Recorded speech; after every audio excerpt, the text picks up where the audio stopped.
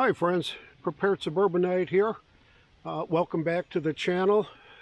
Today is Wednesday, the 22nd of September 2021, and I wanted to share my thoughts, I guess, on a subject that I'm finding pretty troublesome, and it's the way I'm going to describe it is the Trump obsession disorder.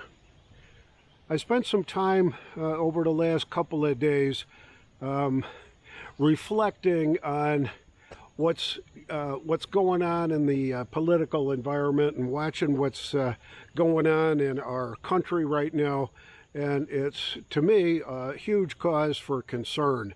Very concerned about what the Biden administration is doing for just about anything. What's going on in foreign affairs, what's going on in domestic affairs, what's going on at the border, the attack on our freedoms and liberties. It's really kind of scary, but I had a conversation a couple nights ago with a member of my wife's family. We'll just leave it at that. And I happened to make mention of the horrible nonsense that went on in the withdrawal of our troops and our friends in Afghanistan. He basically said, Trump left a mess. And I said, how so? He said, well, he was negotiating with terrorists. And I said, well, didn't Joe Biden get an extension of time by negotiating with those same terrorists that the Democrats won't allow us to put on the official terror list? You mean the Taliban? It didn't go well after that. And it's his first line of defense was blame it on Trump. And during the day yesterday, I happened to be just kind of perusing the news from time to time, and I checked into CNN and found that the app on my phone, I think the one on the computer, their website is structured slightly differently, but the app on my phone, the CNN app, has probably 15 or 20 headline stories as you scroll down through it. And I generally just scroll down to the first 10 or so, and just to see what news they're looking at or what opinions they're posting. And actually most of what I'm seeing there on MSNBC and Fox and a lot of other places is an awful lot of opinion stuff and not very much hard news. But out of the first 10 stories on the CNN website, 3 to 4 average are about Trump. And it's like, yeah, well, Trump did this. Trump's going to sue his niece. Our correspondent in New York City has comments about Trump's lawyer's memo. Trump's doing this, Trump's doing that. And it's been a good solid 8 months since Donald Trump has been the President of the United States. And they're still talking about Donald Trump. They have an obsession with Donald Trump. They equate him with everything that's evil.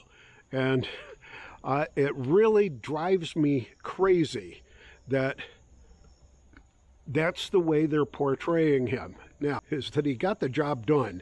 There was an awful lot of stuff that he tackled, carrying the weight of the screaming left on his back, fighting every day, every hour to make a little bit of progress here, a little bit of progress there. Inflation was never an issue. Jobs were never an issue. the economy was going great. Unemployment statistics were the best they had been in years for pretty much everybody. Women, minorities, you name it. I think he was doing a really good job, both on the domestic and foreign affairs committee, foreign affairs issues. What I didn't like about him is, I guess, his mean tweets, the way he treated certain people, some of the decisions that he made, I guess more of a people decision, who he chose to be in his cabinet, who he chose to be his campaign crew, that kind of stuff. And he made an awful lot of poor decisions with respect to that, and it really fed the left on making sure that they could define him as being totally evil. So the Trump obsession disorder, which I guess is a little bit different than the way it's been described in the media recently, but I am very, very concerned about what's really going on in today's world in the Biden administration. It's absolutely nauseating to see what's going on with inflation, with the crisis on our southern border, with our stature in the world stage. When France withdraws its ambassador because they didn't like some of the decisions that Joe Biden made, well, at least one of them, and they pulled their ambassador, it's never been done. You know, France has been an ally. We've been a friend of theirs. We saved them from tyranny in World War II.